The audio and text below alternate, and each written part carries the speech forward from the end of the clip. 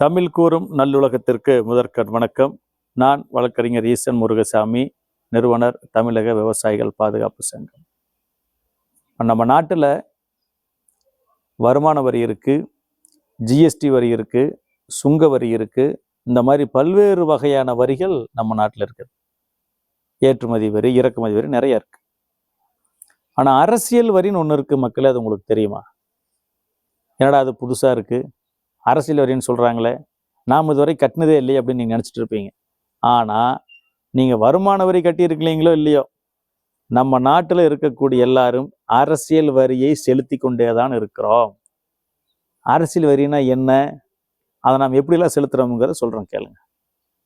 நீங்கள் உதாரணத்துக்கு ஒரு வீடு கட்டுறீங்க, செங்கல் வாங்குறீங்க, இரும்பு கம்பி வாங்குறீங்க, எம்சாண்டு வாங்குறீங்க, ஜல்லி வாங்குறீங்க, கிரானைட் வாங்குறீங்க, இந்த மாதிரி பல்வேறு பொருட்களை வாங்குறீங்க, மணல் வாங்குறீங்க.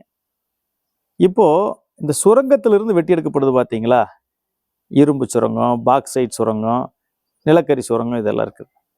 அதே மாதிரி பார்த்தீங்கன்னா இந்த எம்சாண்டு, ஜல்லி, கல், மணல் ஆற்றுலேருந்து எடுக்கிறாங்க. ரெண்டாவதுக்கு இந்த கிரானைட், இது போன்ற இந்த கனிம வளங்களை எல்லாம் வெட்டி எடுக்கிறவங்க இவங்க எல்லாருமே பெரும்பாலும் அரசியல் தொடர்புடையவர்கள், அதிகாரிகளோடு தொடர்புடையவங்க. ஒன்று அதிகாரிக்கோ அரசியல்வாதிக்கோ பினாமிகளாக இருக்கக்கூடியவங்க. இவங்கெல்லாம் பார்த்தீங்கன்னா ஒரு 100 டன் அரசு வெட்டி எடுக்கிறதுக்கு அனுமதி கொடுக்குதுன்னா அங்கே 1000 டன்னு 10 மடங்கு அதிகமாக வெட்டி எடுப்பாங்க.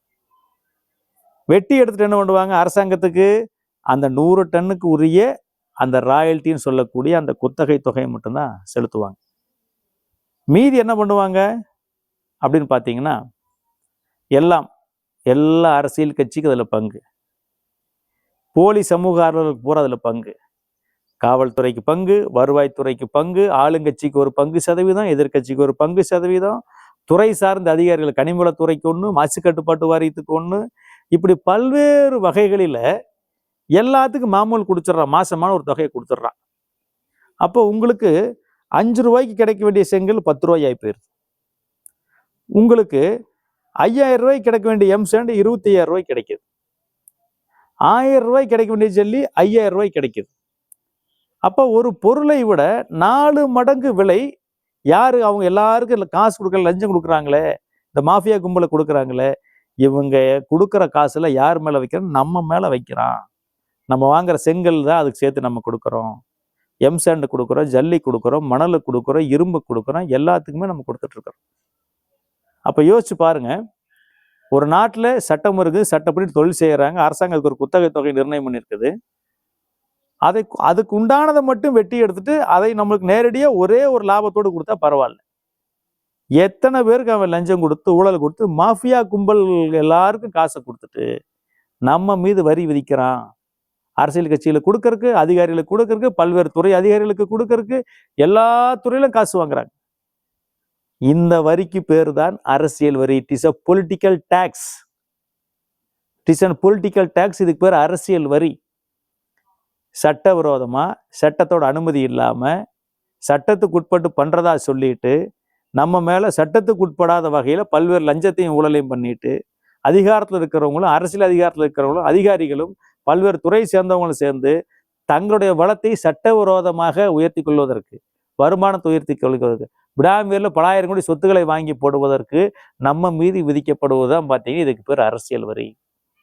இன்னைக்கு சாதாரணமாக ஒரு சதுரடி வீடு கட்டுறதுக்கு 2200 ரூபா, 2100 ரூபா, 2400 ரூபா, 4300 ரூபா ஆகுதுன்னு சொல்றாங்க. ஆனால் இந்த அரசியல் வரின்னு ஒன்று இல்லாமல் இருந்ததுன்னா நம்ம 1300 ரூபா, 1200 ரூபாய்க்கு ஒரு சதுரடிக்கான வீட்டை கட்டிவிட முடியும். இப்போ புரியுதா உங்களுக்கு அரசியல் வரின்னு என்ன, நாம் இதுவரைக்கும் எத்தனை முறை கட்டியிருப்போம் அப்படின்னு. ஆக இந்த நாடு அதிகாரிகள் ஒரு வகையில் ஊழல் செய்கிறாங்க. அவங்க பதவிக்கு வந்த நாளிலிருந்து ரிட்டையர்மெண்ட் ஆக வரைக்கும் ஊழல்.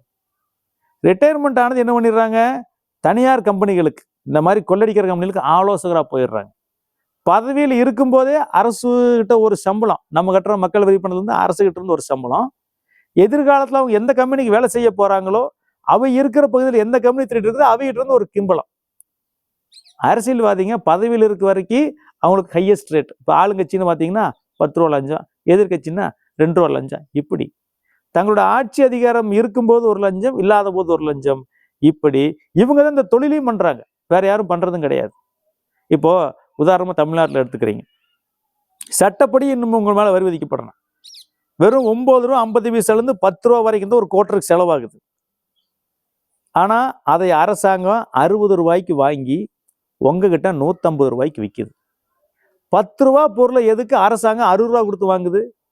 ஆளுங்கட்சிக்கு பாட்டலுக்கு 5 ரூபா, அமைச்சருக்கு 1 ரூபா, இப்படி எதிர்கட்சிக்கு இவ்வளவு, இந்த கட்சிக்கு இவ்வளவு, இந்த கட்சிக்கு மாசம் இத்தனை லட்சம், இந்த கட்சிக்கு மாசம் இத்தனை லட்சம், இந்த கட்சிக்கு இவ்வளவு பர்சன்டேஜ் ஓட்டு இருக்குது, இந்த ஜாதி கட்சிக்கு இவ்வளவு, இப்படி எல்லாருக்கும் கொடுத்து கொடுத்து அவன் பாட்டல் ரேட் எவ்வளவு ஆகி போயிருது? 60 ரூபா ஆகி போயிருது. அப்ப சாராயத்துல, தாதுக்கல்ல, கனிம வளத்துல இப்படி நம்ம மீது விதிக்கப்பட்டு பல ஆயிரம் கோடி ரூபாய் சட்டத்துக்கு விரோதமாக சுரண்டப்படுகிறது. நாம் அரும்பாடுபட்டு நேர்மையாக நியாயத்து கட்டுப்பட்டு நீதி கட்டுப்பட்டு உழைக்கக்கூடிய பணமெல்லாம் யார் கைக்கு போய் சேருதுன்னு யோசிச்சு பாருங்க. இவங்கெல்லாம் தான் எம்எல்ஏவா எம்பியா அமைச்சராகவும் இருக்கிறாங்க. நம்மகிட்டயே காசை பல மடங்கு கொள்ளையடிச்சு நம்மளுக்கே 1000 ரூபாய் கொடுத்து ஓட்டை வாங்கிட்டு மீண்டும் அந்த ஒரு ஓட்டுக்கு 1000 ரூபாய் கொடுத்து 50,000 ரூபாய் வசூல் பண்ற வேலையை போறோம். இட் இஸ் இன்வெஸ்ட்மெண்ட்டுங்கிறான். யோசிச்சு பாருங்க. ஆக நாம ஏமாற்றப்படுகிறோம், மீண்டும் மீண்டும் ஏமாற்றப்படுகிறோம். இதுதான் இந்த நாட்டில் நடந்து கொண்டிருக்கிறது. இதையெல்லாம் சரி செய்ய வேணும்னு என்ன பண்றது? பேசிட்டு இருந்தா சரியா போச்சா? மக்கள் ஒருங்கிணைந்து போராட ஆரம்பிக்கணும்.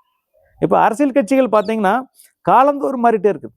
75 வருஷத்துல மத்தியில் ஆளக்கூடிய அரசியல் கட்சிகளும் மாறியாச்சு, மாநிலத்தில் ஆளக்கூடிய 6 கட்சிகளும் மாறியாச்சு, எல்லா மாநிலங்களிலும் கட்சிகள் இருக்குது. இப்போ உதாரணத்துக்கு காங்கிரஸ் இருக்குன்னு வச்சுக்கோங்களேன். காங்கிரஸ் தமிழ்நாட்டில் எதிர்கட்சியா இருக்குது, இந்தியாவில் ஆளுங்கட்சியா இருக்குது அப்படின்னா உடனே நாங்கள் இந்த மாநிலத்தை அப்படி சொர்க்கத்துக்கு கொண்டு போயிடும், எவ்வளோ கொள்ளையடிக்கிறான், அவன் கூத்தடிக்கிறான், அப்படி அந்த அரசியல் இந்த அரசியல்னு பேசுவான். ஆனா அவன் ஆண்டுட்டு இருக்கிற கர்நாடகாவில் அதை செஞ்சிருப்பான செஞ்சிருக்க மாட்டான். அவன் ஆளக்கூடிய தெலுங்கானா செஞ்சிருக்கான செஞ்ச மாட்டான். இதே பிஜேபி இருக்குது, தமிழ்நாட்டில் இவ்வளோ ஆட்சிகள் இருக்குது, இப்படி மோசம் அப்படி மோசம்னு குறை சொல்லுவாங்க. அதே அவர்கள் ஆண்டு கொண்டிருக்கிற மாநிலங்கள் இதை விட அதிகமாக குறை இருக்கு, அதை பத்தி பேச மாட்டாங்க. அங்கெல்லாம் ஏன் சரி பண்ணல நாமளும் யோசிக்க மாட்டான். நம்மளுக்கு அரசியல் போதை வியாதி மறதி. ஆக ஒரு நாட்டுல மக்கள் சரியா இருந்தா தான் அரசியல்வாதிகள் சரியா இருப்பாங்க, அரசு நிர்வாகம் சரியா இருக்கும்.